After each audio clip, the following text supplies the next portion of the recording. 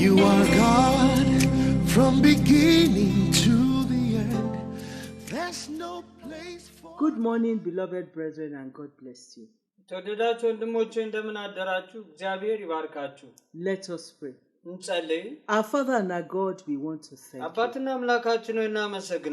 Thank you, Father, for keeping us alive. Thank you for keeping us alive in you. Thank you, Father, for gathering us for this time of devotion.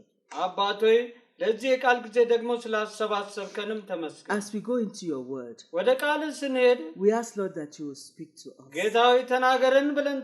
And anything that may be heavy in your word, give us the grace to adjust our lives to it. Do that which only you can do. And let your name alone be praised. Thank you, Father. In Jesus' name we have prayed. Amen. Amen. Today we want to discuss lessons from the betrayal of Christ. ዛሬ የምንማረው ከክርስቶስ ተላልፎ ከመሰጠት የምንማራቸው ትምህርቶች ነው። Lessons from the betrayal of Christ. ከክርስቶስ ተላልፎ መሰጠት የምንማራቸው ትምህርቶች። Our memory verse is Luke chapter 22 verse 21. የማሰላሰያ ጥቅሳችን ሉቃስ ወንጌል ምዕራፍ 22 ቁጥር 21 ነው። Luke 22 verse 21. ሉቃስ ወንጌል ምዕራፍ 22 ቁጥር 21. But behold, the hand of him that betrayeth me is with me on the table. ነገር ግን አሳልፎ የሚሰጠኝ እጅ እነሆ በማዕድ ከኔ ጋር ናት። And our Bible passage is from the same Luke 22. We will read verses 19 to 23. የመጽሐፍ ቅዱስ ንባባችንም ከዛው ሉቃስ ወንጌል ምዕራፍ 22 ከቁጥር 19 እስከ 23 ነው። Luke 22 19 to 23. ሉቃስ ወንጌል ምዕራፍ 22 ከቁጥር 19 እስከ 23. And he took bread and gave thanks and broke it and gave unto them, saying, This is my body which is given for you. This do in remembrance of me. እንጀራንም አንስቶ አመሰገነ፣ ቆርሶም ሰጣቸውና ስለናንተ የሚሰጠው ሥጋዬ ይህ ነው፣ ለመታሰቢያዬ አድርጉት አለ። Likewise also after supper, saying, This cup is the New Testament in my blood, which is shed for you. እንዲሁም ከራት በኋላ ጽዋውን አንስቶ እንዲህ አለ፣ ይህ ጽዋ ስለናንተ በሚፈሰው በደሜ የሚሆን አዲስ ኪዳን ነው። But behold, the hand of him that betrayeth me is with me on the table. ነገር ግን አሳልፎ የሚሰጠኝ እጅ እነሆ በማዕድ ከኔ ጋር ናት። And truly the Son of Man goeth as it was determined, but woe unto that man by whom he is betrayed. የሰው ልጅስ እንደተወሰነው ይሄዳል፣ ነገር ግን አልፎ ለሚሰጥበት ለዚያ ሰው ወዮለት። And they began to inquire among themselves which of them it is that should do this thing. ከእነርሱም ይህን ሊያደርግ ያለው ማን እንደሆነ እርስ በርሳቸው ይጠያየቁ ጀመር። A kiss is a very intimate show of affection. መሳም በጣም የፍቅርን የሚገልጽ በቅርበት ፍቅርን የሚገለጽበት ነገር ነው። Secondly, it is not cheap to give it or to receive it. በሁለተኛ ደረጃ ለመቀበልም ሆነ ለመስጠት ዝም ብሎ ርካሽ ነገር አይደለም። So one then wonders, why was it that Judas Iscariot chose a kiss as a code to betray Jesus? እንግዲህ ታዲያ ሰው ሊደንቀው ይችል ይሆናል። ታዲያ ለምንድን ነው እሱ አስቆሮቱ ይሁዳ ኢየሱስ ክርስቶስን ስሞ አሳልፎ ለመስጠት የመረጠበት ምክንያት? Let's quickly look at Matthew 26. ማቴዎስ ወንጌል ላይ እንመልከት። Verses 48 to 50. Matthew 26. ማቴዎስ 26 48 to 50. ከ48 እስከ 50 እንመልከተው። Now he that betrayed him gave them a sign, saying, Whomsoever shall kiss, that same is he, hold him fast. እነሆ አሳልፎ የሚሰጠኝ ቀርቧል አላቸው። ይህንንም ሲናገር ነው 12 አሳልፎ የሚሰጠው የሚስመው እርሱ ነው። ያዙት ብሎ ምልክት ሰጥቷቸው ነበር። And forthwith he came to Jesus and said, "Hail, Master," and kissed him. ወዲያውም ወደ ኢየሱስ ቀረበና መምህር ሆይ ሰላም ላንተ ይሁን ብሎ ሳመው ይላል። And Jesus said unto him, "Friend, wherefore art thou come?" Then came they and laid hands on Jesus and took him. ኢየሱስም ወዳጄ ሆይ ለምን ነገር መጣ አለው። በዚያን ጊዜም ቀረቡ እጃቸውንም በኢየሱስ ላይ ጭነው ያዙት ይላል። But this is a fulfillment of what was written in Psalms 41 verse 9. ይሄ ግን በመዝሙር ምዕራፍ 41 ቁጥር 9 ላይ የተጻፈው ቃል ይፈጸም ዘንድ ነው። Psalms 41 verse 9.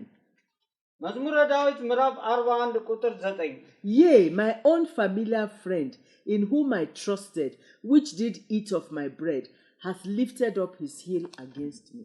ደግሞ የሰላሜ ሰው የታመንኩበት እንጀራዬን የበላ በእኔ ላይ ተረከዙን አነሳ። There are certain things to learn from here. እዚህ ጋር የምንማራቸው ነገሮች አሉ። First of all is that the word of God will forever be fulfilled.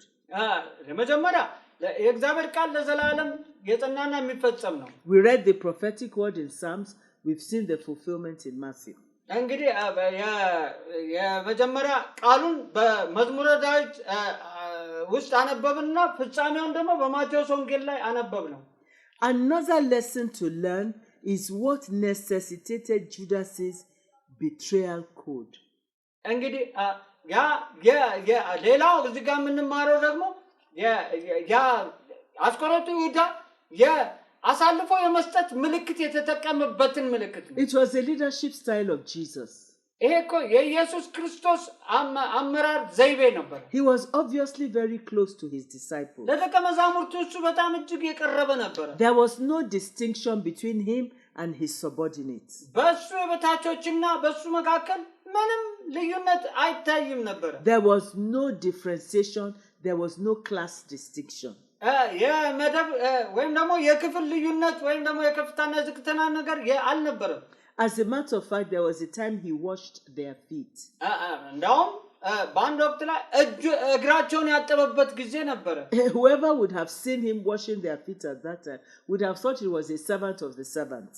እንግዲህ ማንም በዛን ጊዜ የእነሱን እግር ሲያጥብ ቢያየው ኖሮ ምንድነው ይሄ የአገልጋዮች አገልጋይ ነውን ብሎ ይለው ነበር። But what that means is whatever Jesus did, he empowered his disciples to do also. እንግዲህ ግን ኢየሱስ ክርስቶስ ያደርገው የነበረው ነገር ሁሉ ደግሞ ደቀ መዛሙርቱ እንዲያደርጉ ያስታጠቃቸው ነበር ማለት ነው። Which is a great lesson for Christian leaders. ለክርስቲያን መሪ ደግሞ ይህ ታላቅ ትምህርት ነው። Another thing to learn ሌላው የምንማረው ነገር is that leaders must be extremely careful of close associates. መሪዎች ስለ ቅርብ ህብረት በቅርበት ህብረት ስለማድረግ በጣም እጅጉን ጥንቃቄ ማድረግ አለባቸው። Leaders must be careful without being unnecessarily suspicious. እንግዲህ በምንም አይነት መሪዎች ተጠራጣሪ መሆን አለባቸው ማለት ነው። ምንም ነገር ሊሆን እንደሚችል መገመት አለባቸው። This is because out of 12 disciples, there usually will be at least one Judas Iscariot. ይሄ የሆነበት ምክንያት ሁልጊዜ ከ12 ደቀ መዛሙርት መካከል አንድ አስቆሮቱ ይሁዳ ስለማይጠፋ ነው። But if we look at it in truth, እንግዲህ አሁን እኛ ግን እንደ እውነቱ ካየነው more often than not, there is always a need for a Judas for the fulfillment of God's purpose of a leader's life. እንግዲህ በአንድ የመሪ ህይወት ላይ እንግዲህ ክንዋኔና ፍጻሜ እንዲኖር ይሁዳ መኖር እንዳለበት ነው እንግዲህ ማሰብ ያለብን። It's a bitter truth, but we must acknowledge it. መረር የሚል እውነት ነው፣ ግን እውቅና መስጠት ይገባናል። Because the Judas, the wicked one, being wicked to you, may actually help you push to where God really wants you to be. ምናልባት ያ ጨካኝ የተባለ ይሁዳ አንተን አንቺን ወደ መሄድ ወዳለባችሁ ስፍራ እያስጠጋችሁ ሊሆን ስለሚችል There is also, however, a case that can betray, not betray somebody else, but you yourself. አንዳንዴ ደግሞ ሌላ ሰውን አሳልፎ የሚሰጥ ሳይሆን አንተን ወይ አንቺን ራሳችሁን አሳልፎ የሚሰጥ መሳም ሊኖር ይችላል። For instance, when you intimately kiss a person who is not your spouse, then you have betrayed your spirit man and you've empowered your flesh. ለምሳሌ የትዳር ጓደኛ ያልሆነው የትዳር ጓደኛ ያልሆነው ሰው ስትስሙ የራሳችሁን ውስጣዊ መንፈሳዊ ሰውነታችሁን አሳልፋችሁ ሰጣችሁ ማለት ነው። That is why in 1 Thessalonians chapter 5 verse 22. ለዚህ ነው አንደኛ ተሰሎንቄ ምዕራፍ 5 ቁጥር 22 ላይ 1 Thessalonians chapter 5 verse 22. አንደኛ ተሰሎንቄ ምዕራፍ 5 ቁጥር 22 ላይ Apostle Paul warned us ሐዋርያው ጳውሎስ ያስጠነቅቀናል that we should abstain from all appearance of evil. ከክፉ ነገሮች ሁሉ ራቁ ይለናል። The same Apostle Paul said in 1 Corinthians chapter 10 verse 23. አንደኛ ቆሮንቶስ ምዕራፍ 10 ቁጥር 23 ላይም ደግሞ ሐዋርያው ጳውሎስ እንዲህ ይለናል ደግሞ 1 Corinthians chapter 10 verse 23. አንደኛ ቆሮንቶስ ምዕራፍ 10 ቁጥር 23 ላይም እንደዚህ ይለናል። All things are lawful for me, but all things are not expedient. All things are lawful for me, but all things edify not. ሁሉ ተፈቅዶልኛል፣ ሁሉ ግን የሚጠቅም አይደለም። ሁሉ ተፈቅዶልኛል፣ ነገር ግን ሁሉ የሚያነጽ አይደለም ይላል። That is why the same Apostle Paul said in Romans chapter 14 verse 21. እንዲሁም ደግሞ በተጨማሪ ያው ራሱ ሐዋርያው ጳውሎስ ሮሜ ምዕራፍ 14 ቁጥር 21 ላይ እንደዚህ የሚለው It is good neither to eat flesh nor to drink wine nor anything whereby thy brother stumbleth or is offended or is made weak. ስጋን አለመብላት ወይንም አለመጠጣት ወንድምንም የሚያሰናክል አለማድረግ መልካም ነው ይላል።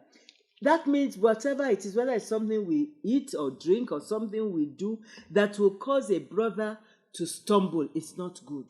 እንግዲህ ማለት ምንጠጣውም ይሁን ምንበላው ነገር ወንድምን የሚያሰናክል ከሆነ መልካም አይደለም ማለት ነው። That's why he said all things are lawful, but it's not everything that is expedient. እንግዲህ ሁሉ ተፈቅዶልኛል ሁሉም ግን የሚጠቅም አይደለም ያለውም ለዚሁ ነው።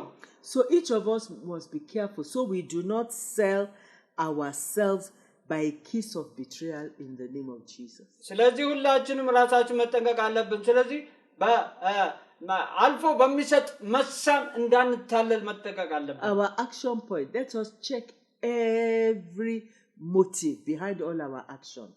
እንግዲህ የድርጊት ነጥባችን እንዲህ ነው። ዛሬ ከድርጊቶቻችን በሙሉ በኋላ ያለውን ነገር ሁሉ እንመርምር። It may be something that will betray us.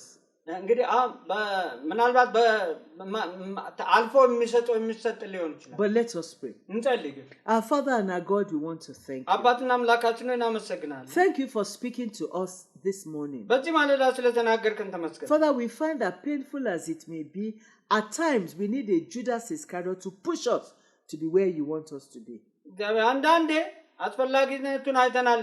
በሕይወታችን አስቆሮቱ ይሁዳ በሚገጥመን ጊዜ ወደምንሄድበት የሚያስጠጋን እንደሆነም ተገንዝበናልና ነው። Please Lord, help us cooperate with you all the time. ጌታ ሆይ በማንኛውም ጊዜ ካንተ ጋር እንድንተባበርና አብረን እንድንሆን እርዳን። Grant us the grace also, Lord, to abstain from all appearance of evil. ጌታ ሆይ ደግሞ ከማንኛውም ክፉ ነገር ሁሉ እንድንርቅ ጸጋን ስጠን። Give us also the sensitivity in the spirit በመንፈስ ንቆች እንድንሆንም ደግሞ ጸጋ ስጠን። to know when a relationship with a close associate will be deadly for us and when it will not. የቀረበ ግንኙነት ለኛ መርዛማ አደገኛ የሚሆንበትን ነገር እንድናው ሲሆን ወይም ደግሞ እንደገናም ደግሞ መርዛማ እንደማይሆን የምናውቅበትንም ጸጋ ስጠን። And help us, Lord, not to end up like Judas Iscariot. ጌታ ሆይ ደግሞ እርዳን፣ ፍጻሜያችን እንዳስቆሮቱ ይሁዳ እንዳይሆን። Thanክ you, Father. አባቴ ተመስገን። In Jesus' name we have prayed. በኢየሱስ ስም ጸልየናል። Amen. አሜን።